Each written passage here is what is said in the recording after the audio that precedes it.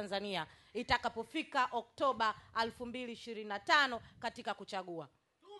CCM oye! Baada ya kusema hayo, mimi narudia pale pale. Tujenge utamaduni wa kuchagua viongozi kwa misingi ya maadili, uwajibikaji na utumishi wa kweli kwa wananchi. Tuimarishe demokrasia, tukatae rushwa, tulinde heshima ya uongozi. Hekima yetu ni maamuzi yetu.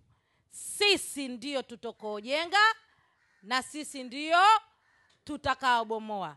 Kama ambavyo ninavyowahusia wenzangu, ninaihusia nafsi yangu na kuwahusia viongozi ambao mnaingia katika kamati ya siasa katika ngazi ya kata, katika ngazi za wilaya na hatimaye sisi ya mkoa. Twende tukatende haki. Tusiende kununuliwa. Lile ambalo wamelichagua wenzetu, chaguo lao wanalolitaka na kwa hakika wakaliona lilokuwa bora, tuwarudishie. Sasa tusiende kuwatengenezea safu kwa kujenga maslahi yetu badala maslahi ya chama.